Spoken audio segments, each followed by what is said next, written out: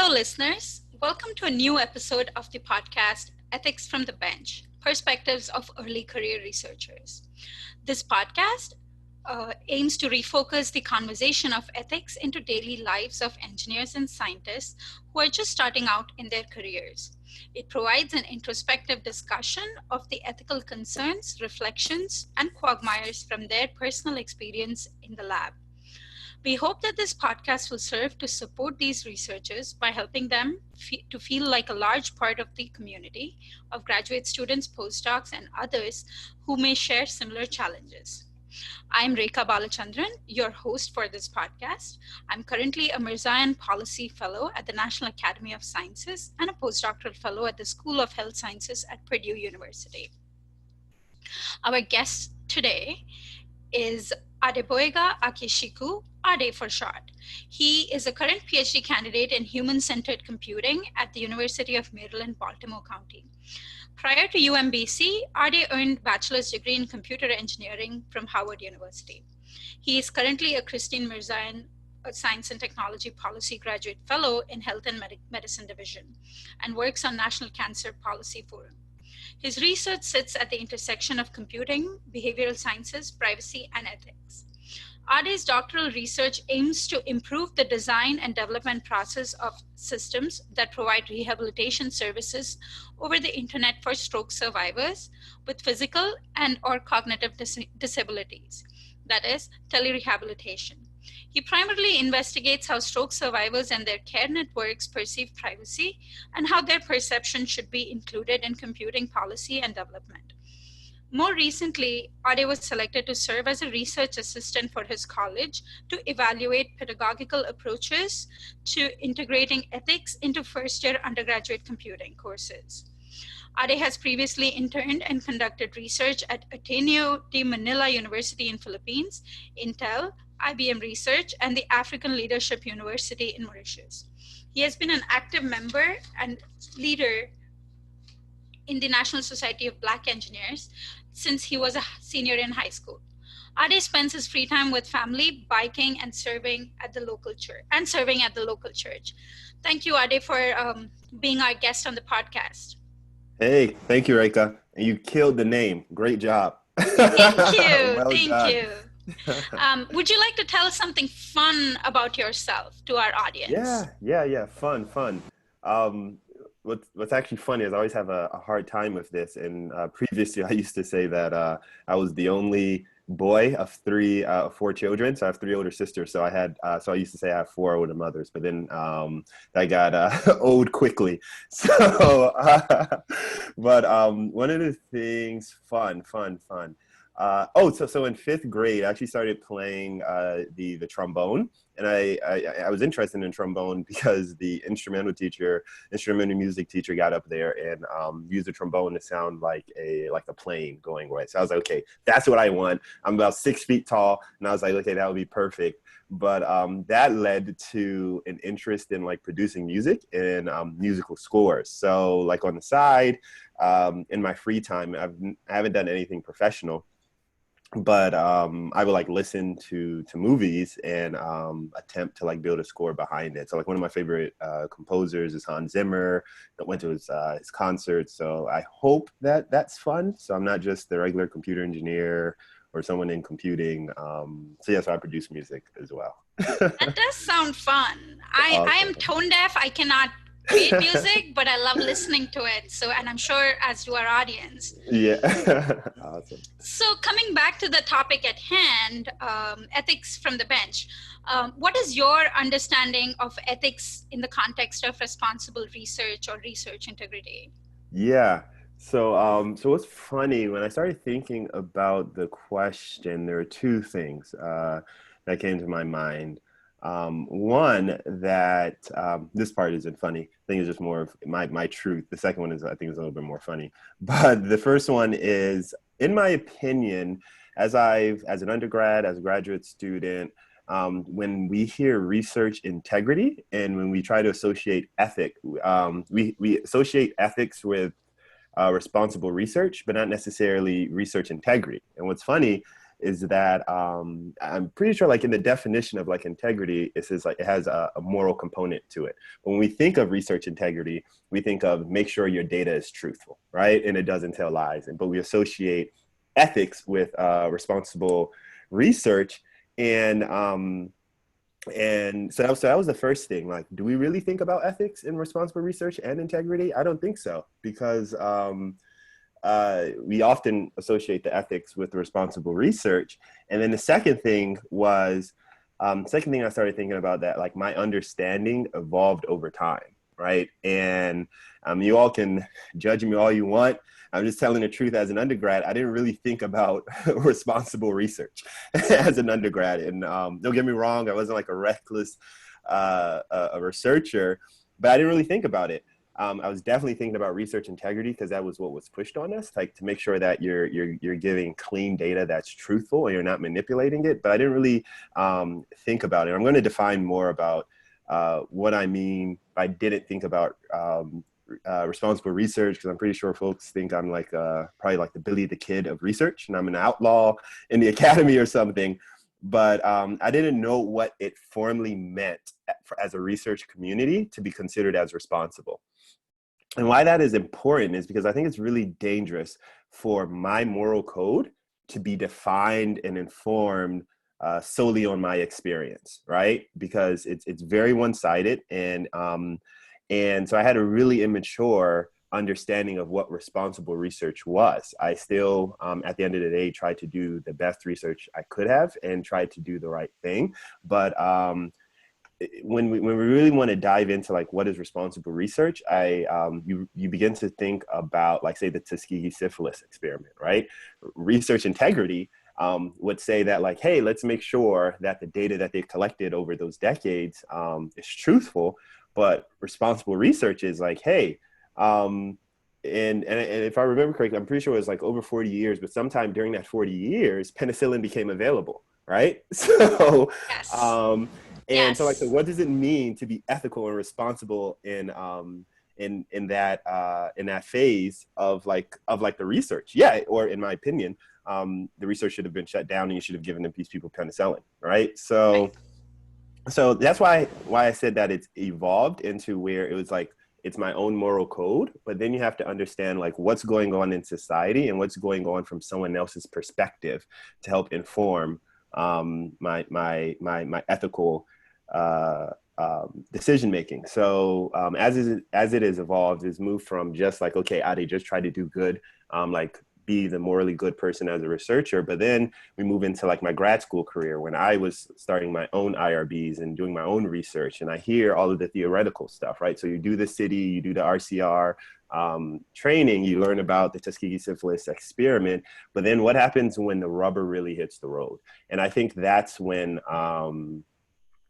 my understanding became more mature, and I really began to grapple with the conundrum that came my way, right? Like, how do I proceed in a manner that is responsible, that is integrous, that is responsible research, and really thinking about ethics? So hopefully that answers the question. I just wanted to say that like it's evolved, and I dare to say it's very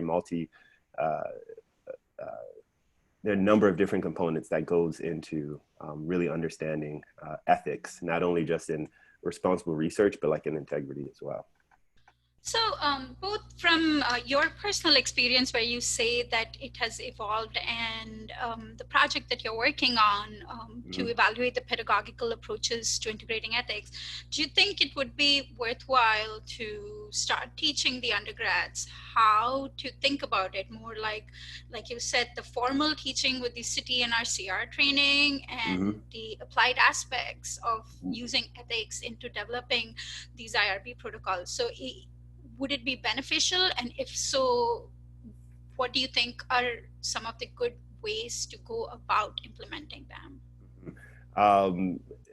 It's simply yes, right? So I think because I'm on this podcast, I think everyone would agree that yes, it is a good thing, because then it would really be the wild, wild west.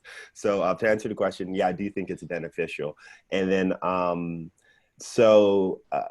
I'll even preface my answer, maybe like the rest of this podcast, with I'm relatively new to the what we consider, or like my field of study, like technology ethics, right? So like understanding like what does ethical thinking look like within tech. So and so I say that because I am now in the PhD program, but there weren't really moments in my graduate career or my undergraduate career where there was that formal opportunity to really learn and to really discuss what are the social implications of being a computer engineer and the type of code that I'm writing. And thankfully, I had like a home support system, as well as like the community that I grew up with and that I worked with, that were aired more on the side of like really being conscious about our work. I'm thankful for that, but it doesn't happen, and it didn't happen, or what doesn't happen? The process of learning didn't happen, and then I'm just one person out of an entire system, right? So then you get into situations where we have developers who are writing code, and their bias is now integrated into the code because they didn't have that critical thinking skill. So I think when we see those issues where users interact with AIs and are going through like machine learning algorithms, and there's a bias in in the code, and then it doesn't work out for that particular user. It might work out for the developer and people who share similar like demographic characteristics to the developer, but it doesn't work out well for the user. So I think the way to combat that is integrating it informally, and it isn't hey, in your junior year, we're going to put you in an ethics technology course, right? It starts at the freshman year. It starts at, hey, this is your project. This is your freshman year project, and there are 5 components, or there are a number of different components. One, what's the software and hardware requirements? What's the software requirements? What are the hardware requirements? But what are the social implications of what I'm doing, right? Like that needs to be integrated in that project in freshman year, but there needs to be a continuous conversation as the students matriculate from freshman year to senior year. That's great. So definitely having undergrads start learning about ethics is a crucial thing. And I'm looking for, did you say that, is there like a tangible product that will come out of the work that you're working on as a research assistant? Yes. So like you said in my bio, I'm at the University of Maryland, Baltimore County. And so there's a team of us, and we probably more than likely get into like the team dynamic in a later question in the podcast. But it's a team of us that are really looking at the classroom, but with some of our research, there are implications that go outside of the classroom as well. So, and because that there's like, okay, hey, this is the method in which to teach ethics in computing, but we've been starting to see that like, this is what needs to happen at a systems level, right? Like this is what needs to happen at the college level. This is what needs to happen in the university level. So there'll be publications, hopefully talks, coming through the academies to give to talk hopefully too. So yeah, I'll make sure that our team sends you all the information. That is exciting. Yes, definitely. And we'd like to hear more about your publications as they come out. Awesome. So what has your experience with ethics been as a researcher? Okay. So it my real focus when in that intersection of privacy and ethics, that started roughly around June or July of last year. I was completing a systematic review looking to review the system designs of telerehabilitation systems. And I reviewed about 500 papers, academic papers, and I would split them into 2 different groups. You have what's the effectiveness of this telerehab system, but then also there were papers, about 50% of the papers were talking about the design of the system, not even 50, a good portion, but yeah, what is the design of the system? And after reviewing the 500, after finishing the systematic review, I realized then all of the design papers, there wasn't a component about privacy and ethics. There were components of, hey, these are the software requirements. Hey, these are the hardware Wow. requirements. And then some of them touched on like, hey, here are the social components where it's like, hey, um, as a stroke survivor, you have a caregiver. So the caregiver, and even that was limited, but there was no real conversation around what are our requirements as a user experience developer or a computer scientist to ensure that the data that we're collecting is, or our approach of like collecting this data is ethical, or even finding out more information about what does the user consider about the data that they're collecting. And then two, and this is a number of different conversations that's happening in our field about, okay, you have your first company who collects the data, but what happens as when you have third party? Like, what do they do with that data? And what's the responsibility of the third party company? And what's the responsibility of the first company to collect it to inform the patient? So there was no real conversation about any of that out of like the 500 papers. And there were just one or two where they did take into security considerations, but that's more of ensuring that it's HIPAA compliant, or your data was encrypted, right? But like having encrypted data does not necessarily translate to ensure that the data is being collected in an ethical way. Right. So long story short, that was a really long story, but that's where that's where I had like the aha moment of what is really missing in our approach, and that's Mhm. thinking ethically around, because right, and no one can sit here and say that we're not becoming a more technological world, right? Right. And we're growing at a rapid rate, but there needs to be more conversations about like how this data is being treated, how this data is being collected, and what's the ownership. What is the ownership model of like my personal health data too, especially as healthcare becomes more.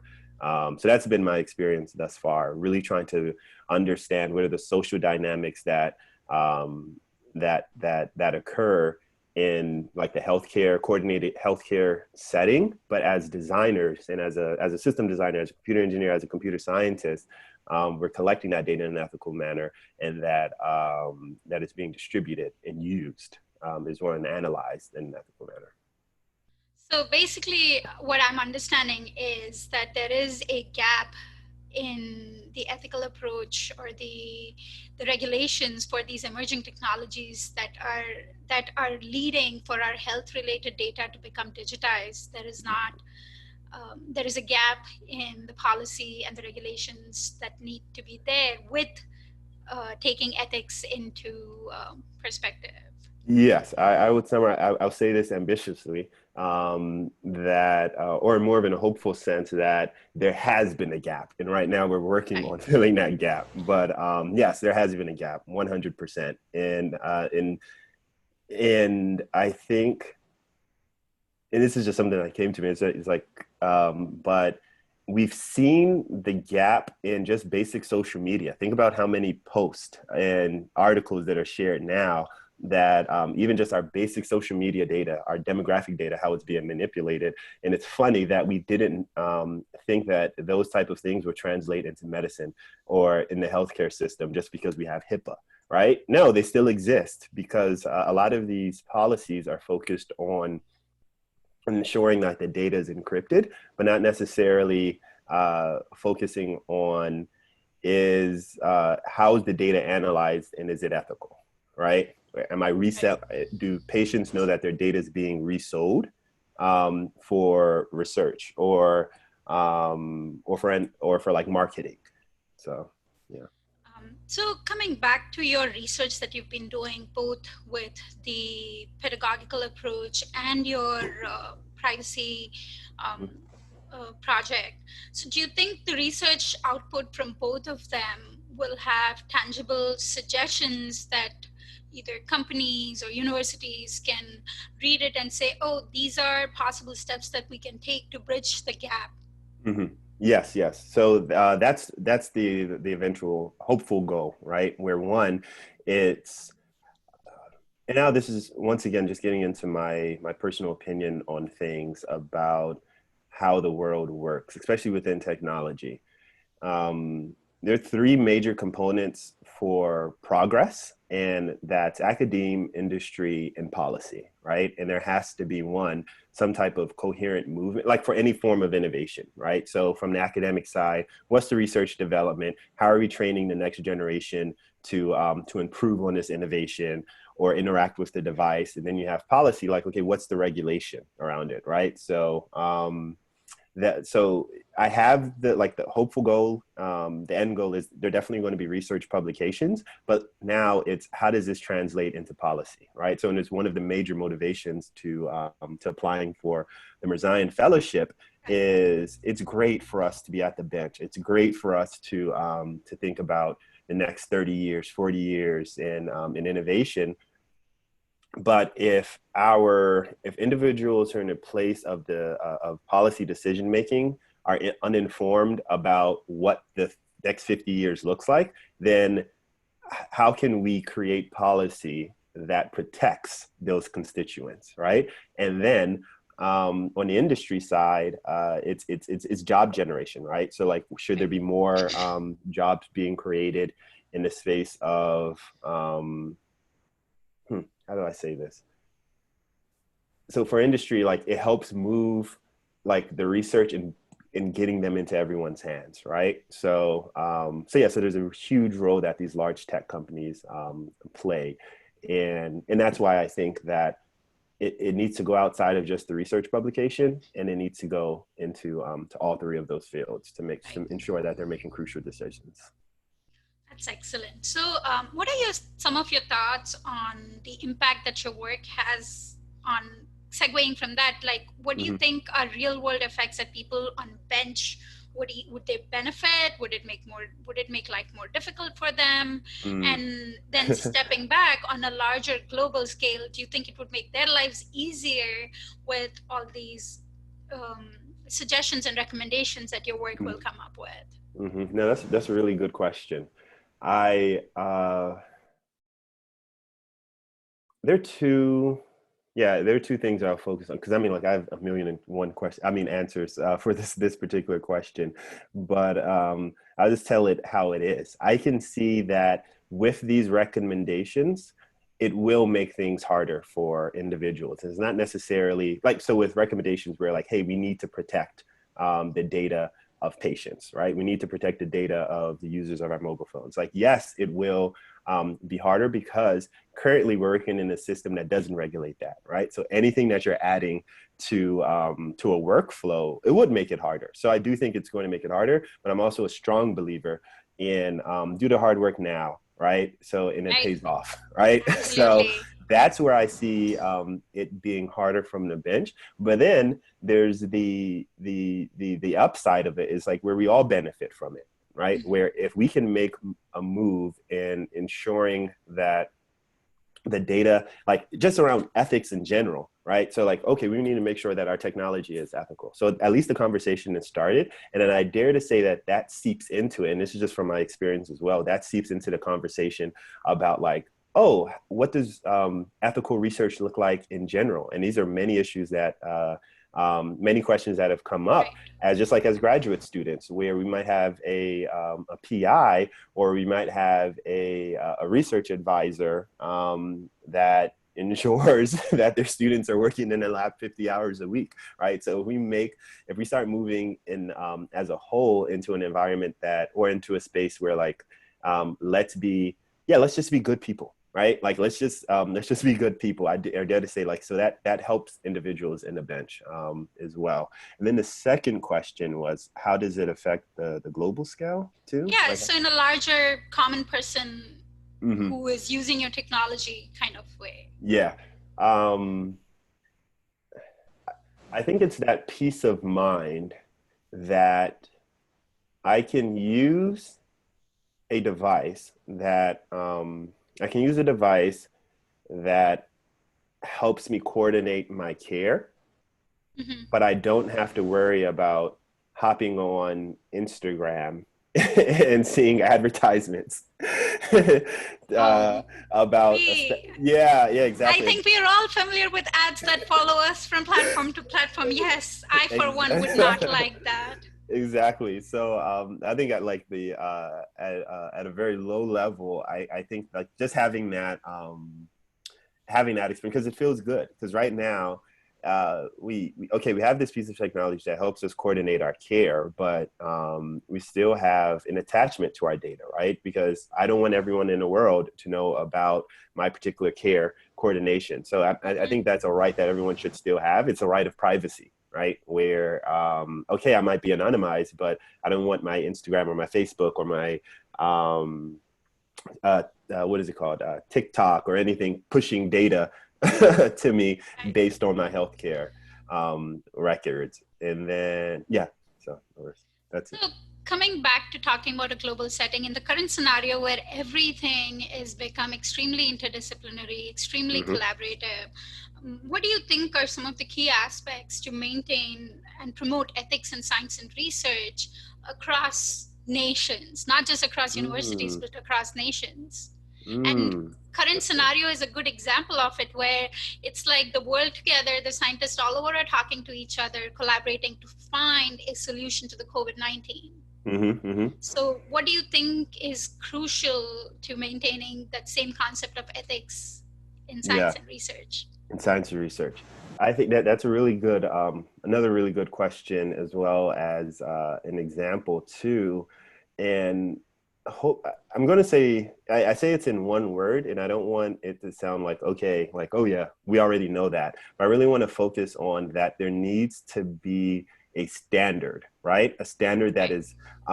that is built of something. So this goes back into my comments earlier, where thankfully, and it's funny to say like, yeah, I think I'm a morally good person. So I think it's funny, but thankfully I was put in situations where I knew nothing about like ethics within responsible research, but because based on my upbringing and based on the environments that I came from, I knew that like, okay, I rather do good than bad. But we live in a time. I don't even say this particular time. I think it's always been there and it's manifested in different ways. But misinformation and disinformation, and I choose to look at the world through my perspective, and that's my standard, and that's the standard that I hold to anyone that I interact with or to any decision that I make. And with that ignorance and arrogance, you put yourself in a situation where you're not thinking about how my decision affects the next person. So that's why I really focus on that. There has to be a standard. And when we think about these teams, I think what's important and what's been great about the research that we've been doing in like the pedagogical research is having an interdisciplinary and diverse group of individuals. And when I mean diverse, I mean from everything from shade, creed, as well as discipline. So that's why I say interdisciplinary and diverse, because as a first generation Nigerian American working in computing, uh, my experience is different than my other colleagues, and that's valuable, right? With how based on my Nigerian American experience, I know that a particular group of people might have a certain opinion or a certain perspective on this topic. And one, we need to be sensitive to that, to ensuring that we're not offending them, but two, to ensure that that we're taking the right approach. So, and then why it's important too. Let's stay on this topic of misinformation and disinformation. As someone in computing, I might have insight as to how misinformation and disinformation was propagated or will propagate. But then I need to Right. get that insight on, okay, what's the truth? So now you have your immunologist, right? To say Mm-hmm. like, this is what the truth is. And then from my computing perspective, um, I can say like, okay, this is the algorithm that we should use. And then number two, which is really, really important regarding like that standard, but what needs to be included in this standard is there has to be a level of transparency and a safe space, right? Right. Where when we're in these large groups, I can feel that I can share my opinion. I can, not even my opinion, share my perspective, and that I'm heard out. But then there needs to be a level of just like okay, let's grapple with these awkward conversations. Let's grapple with this issue with sex. Let's grapple with this issue with race to attempt to get there. And I think in a Right. lot of groups that I have been in, I've seen that we've been effective because we're able to have those tough conversations. And then I've seen in situations where we have been ineffective because we don't have those tough conversations. And this is the last part, which is um, which which makes sense. And I know it's like, okay, Ade, we know that, but I think there needs to be a level of like the standard of ethics, someone that's in there that has that formal training to understand like what are the concepts that they can recommend based on right and wrong, because this is what we do. So I think there needs to be some conversation around that. So hopefully did I answer your question? Yes, yes, no, and Okay. you not only answered the question, but you actually took the large scenario part and tied it back Okay. to why education needs to be Mm-hmm. including ethics from the get-go. So that was Yeah. wonderful. And Yeah. Yeah. so yeah, thank you. Thank you so much No for worries. taking time out of your busy schedule to talk to us and share your experience about ethics and research. And Yeah. we look forward to learning more about your study once it's peer-reviewed and published. Awesome, awesome. Thank you so much, Reka. Thank you so much to the team. I really appreciate you all. Yeah, it's been great. Thanks. And we wish you luck with your future endeavors. Thank you so Thank you. much. Thank you. Thank you. You too.